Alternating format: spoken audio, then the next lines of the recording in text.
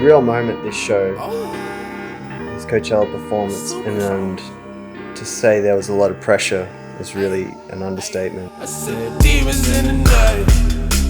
Everything leading up was just so tense, so much bigger, bolder, and risky than anything we'd done before. How you feeling up there, Coachella? I think I fell in love this time. I'd taken 3 months off, which I'd never really done in the 6 years I've been touring. And this was, maybe like my third show back, playing all of the new music that I'd made in that period, which was kind of the early demos of the album, maybe a set with something like 11 new tracks in it or something, which was really unprecedented for me at that time. I think What's So Not might only even have 11 tracks that were out. I was really going to go up there and just be playing a set that nobody knew.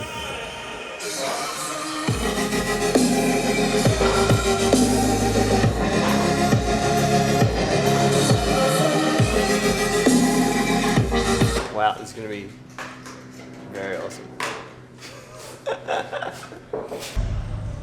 Coachella's a pretty amazing event. Played a lot of different things around the world, and it's definitely right there near the top, if not at the top.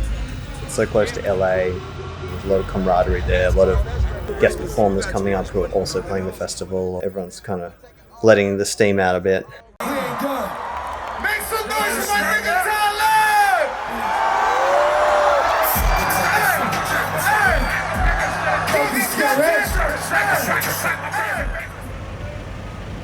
We're in the Gobi tent, and we had to build our own stage. We had to come up with our own stage concept.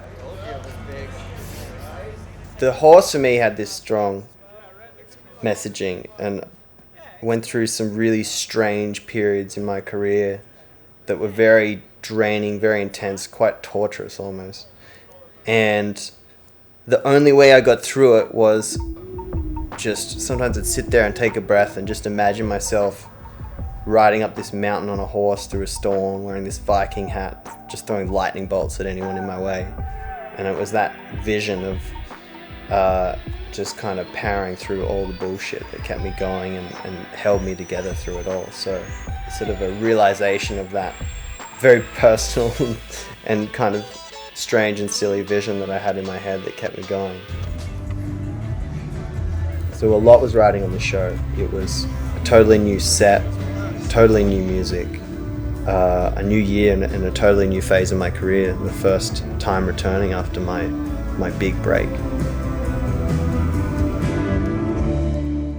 Feel me? James Earl Spa Services, ladies and gentlemen, we come to you. Boy's about to kill a show. He's about to fucking make the place go nuts. We're going to be competing directly with Kendrick, just as he dropped Damn. And I was really worried about it. I was calling my agents. I was like, do you guys really think this is a good idea? We're going against the biggest act, one of the coolest acts that has just dropped, such a highly acclaimed album. And my agent Calendar said to me, he's like, man, it's your time. You're a headliner now, and you got to go and headline. And when you headline, you're going to be playing against the biggest people in the world. And if your project's strong enough, you'll be totally fine, and it'll be amazing.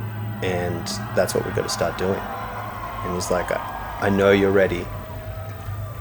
To be honest, I was still shocked when we got there, and it went from totally empty, 10 minutes before we go on stage, to 10,000 people spilling out the sides, could not even fit in the tent.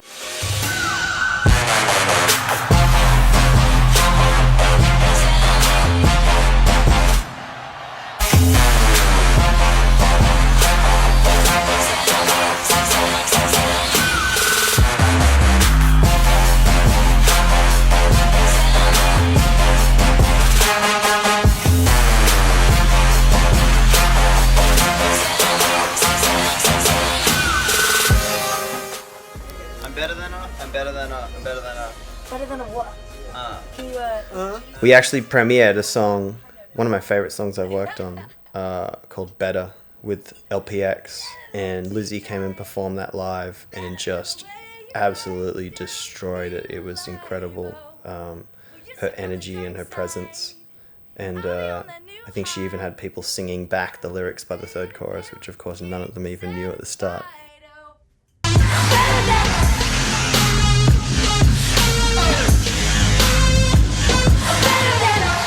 Crazy energy and punk kind of instilled in her, and oh man, you got to see it perform. Hope you find what you were looking for, that all your dreams come true. If they don't, you know just who to blame. I'm Melanie from Melbourne, and I fucking love Triple J and getting super loose and some pingers. Very good.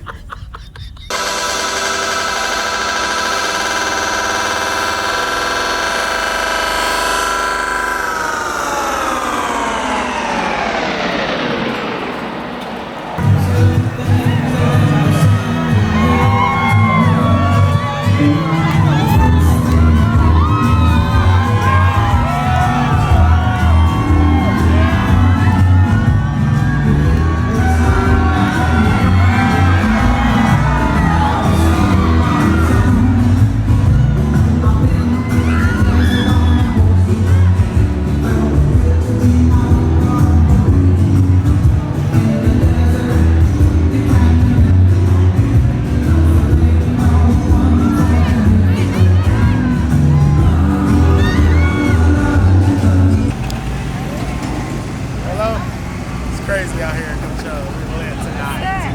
Ladies and gentlemen, what's on our behind the scenes Coachella 2017? Oh, wait, where we going? Safari? Where, Safari? Oh, no, Safari Man. Safari, Safari girl. What's the name of the Gucci? Safari?